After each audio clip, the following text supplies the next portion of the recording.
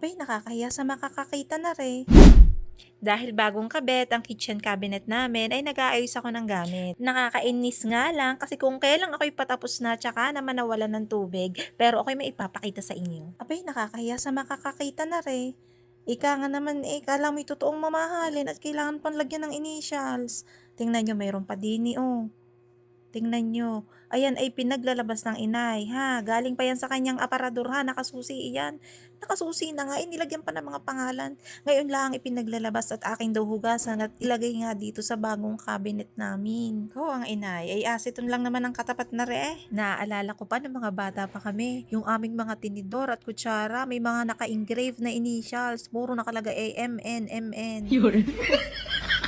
Napakaganda naman talaga nitong cabinet naming to. Gawa nga pala sa tempered glass at aluminum yung pintuan, tapos yung pinakaloob ng cabinet at yung mga patungan, gawa sa solid wood. Hindi nga makapaniwala yung mga pumupunta dito sa bahay pag nakikita nila itong cabinet. Akala nila ay mamahalin. Pero sabi namin ay mura lang yan sa TikTok nga ni. Pwede ka nga umorder ng tingi-tingi. What? Ay, tingi-tingi, ano yung kalamansi? Oo nga ni, pwede kayong umorder kahit 2 doors muna. Meron doon mga option kung gusto nyo yung Tigwa 1,800 plus lang, wala siyang naka-open na lagayan sa ilalim.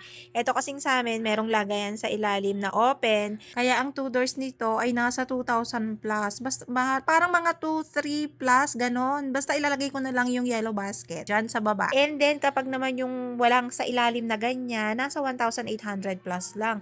Pero price may vary ha, depending on the promotion. Kaya habang mura pa, dapat nag-check out na kayo. Pwede rin kayo mag-check out ng 3 doors o kaya 4 doors hanggang sa makompleto nyo yung bilang ng cabinet na gusto nyong ilagay sa itaas ng lababo nyo.